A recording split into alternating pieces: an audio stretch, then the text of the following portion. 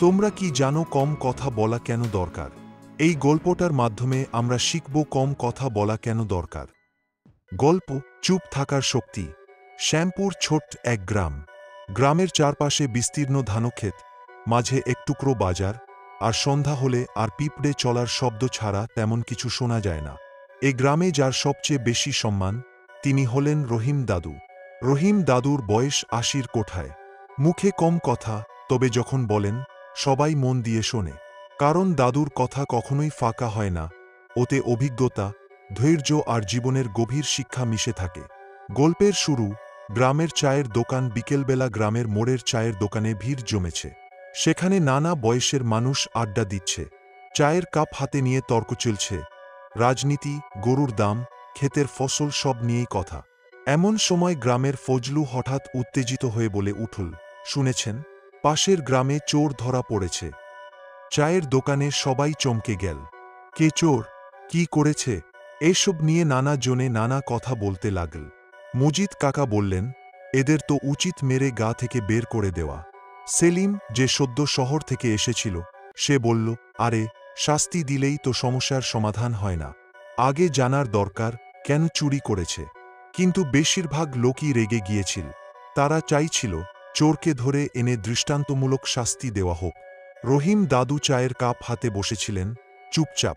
তার চোখের গভীরতা বলে দিচ্ছিল তিনি অনেক কিছু ভাবছেন, কিন্তু মুখে কিছু বললেন না। ফজলু বলল, দাদু, আপনি চুপ কেন? বলুন না কিছু। রহিম দাদু মৃদু হাসলেন, চায়ের শেষ চুমুক দিয়ে বললেন, অপেক্ষা করো, আগে সবকিছু জানো, তারপর সিদ্ধান্ত নাও। সত্য উদ্ঘাটন পরের দিন পাশের গ্রামের কিছু মানুষ শ্যামপুরে এলো। তারা জানালো, যাকে চোর ধরা হয়েছে, সে আসলে চুরি করতে যায়নি। সে ছিল কাজের খোঁজে বের হওয়া এক অসহায় তরুণ। ছেলেটির নাম রফিক। তার বাবার মৃত্যু হয়েছে অনেক আগে, মা অসুস্থ, সংসারে চাল কেনার মতো অবস্থাও নেই। সে পাশের গ্রামে কাজের সন্ধানে গিয়েছিল, কিন্তু ভুল বোঝাবুঝিতে তাকে চোর ভেবে ধরে ফেলা হয়। এই কথা শুনে গ্রামের লোকজন স্তব্ধ হয়ে গেল। যাকে চোর ভাবা হচ্ছিল, সে আসলে এক ক্ষুধার্ত ছেলে, যে স্রেফ বাঁচতে চেয়েছিল। মজিদ কাকা লজ্জায় মাথা নিচু করলেন। সেলিম আস্তে করে বলল, দাদু, আপনি ঠিকই বলেছিলেন, আগে সত্যিটা জানা দরকার ছিল। রহিম দাদু মৃদু হেসে বললেন, বেশি কথা বললে মানুষ গরম হয়ে যায়, সিদ্ধান্ত ভুল নেয়। আগে নীরব হয়ে শুনতে শেখো, তারপর বিচার করো। শেষ কথা সেদিনের পর থেকে শ্যামপুরের সবাই বুঝল, নীরবতা কোনো দুর্বলতা নয়। কম কথা বলে গভীরভাবে চিন্তা করলেই সত্য জানা যায়, ভুল বোঝাবুঝি কমে, আর মানুষ ন্যায়ের পথে থাকতে পারে।